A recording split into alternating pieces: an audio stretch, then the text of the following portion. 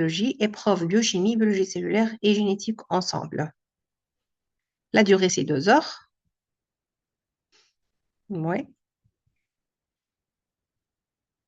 Alors, on commence par l'épreuve de biochimie. On peut lire l'énoncé. Exercice 1.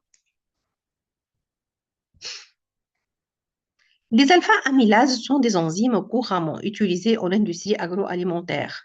On procède à la caractérisation des paramètres cinétiques d'une alpha-amylase isolée à partir d'une bactérie dans des conditions de croissance de substrat l'amidon en millimolaire et en présence et absence d'un inhibiteur.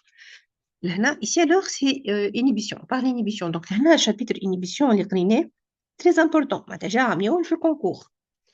Donc, la phaséolamine. La vitesse initiale est exprimée en millimoles par seconde. OK. Donc, quelle condition expérimentale primordiale doit remplir la concentration en substrat pour mesurer l'activité enzymatique? C'est la concentration, quoi? Doit être supérieure par rapport à E. Il faut que E, la concentration de S, très supérieure par rapport à E. Quelle concentration à cette inhibition, à cette condition expérimentale pour la production de produits au début de la réaction? Comment t'appelle-t-on qui s'établit dans ces conditions?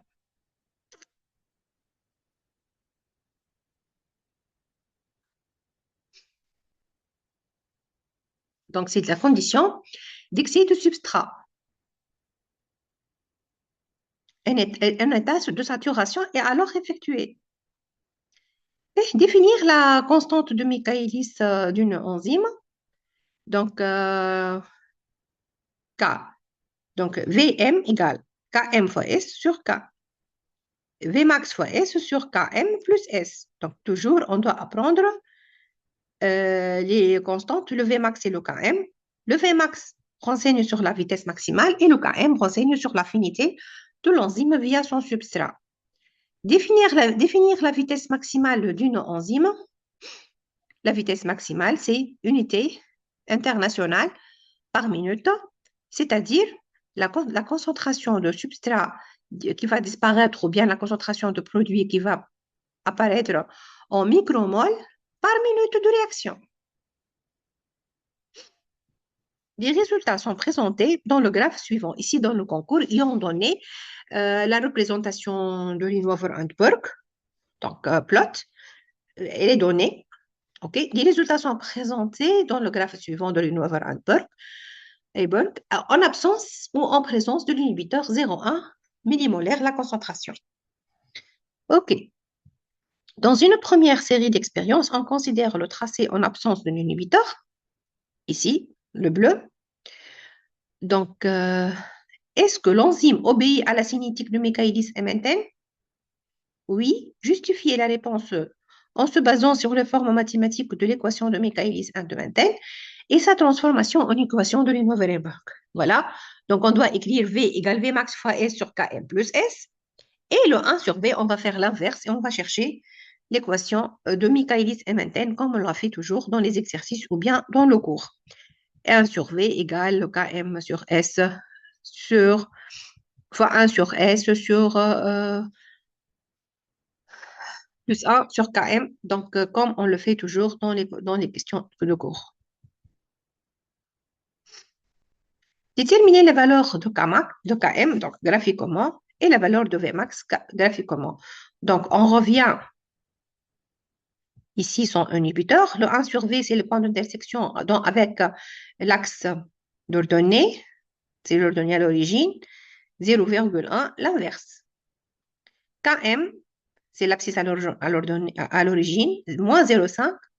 Moins 1 sur Km égale moins 0,5. Le Km, c'est l'inverse. C'est-à-dire 1 sur 0,5. Et on doit ne pas oublier les unités.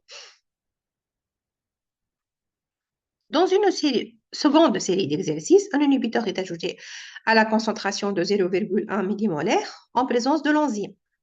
Les résultats sont illustrés avec la courbe dans un symbole carré.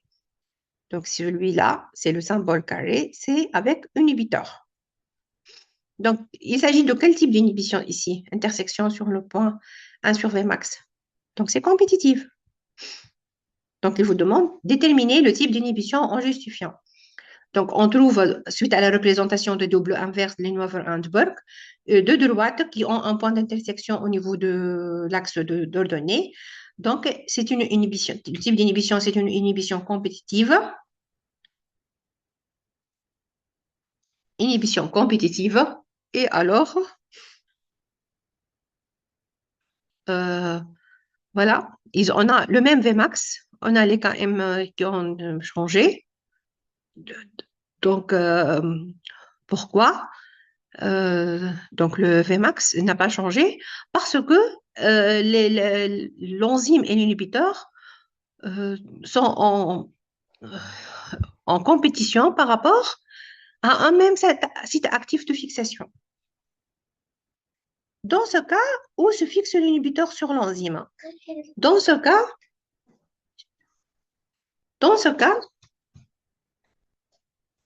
l'inhibiteur se fixe dans le site actif de reconnaissance de substrat. C'est pour cette raison, le Km qui renseigne sur l'affinité, elle va changer de valeur. Et l'affinité via son substrat va diminuer. OK. On considère les disaccharides A, B, C. Le A, c'est le sophophorose. Donc, c'est le bêta-D-glucopyranosyle 1,2-D-glucopyranose.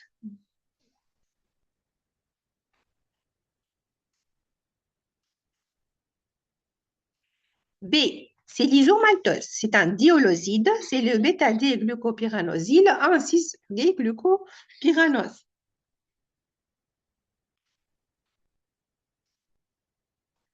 Et le C, c'est le gentiobiose. C'est le bêta-D-glucopyranosyle 1,6-D-glucopyranose. Donc, ici, alors, vous l'avez vu dans le cours, la structure de sophofrose, c'est un dioloside, isomaltose, dioloside et gentiobiose, dioloside.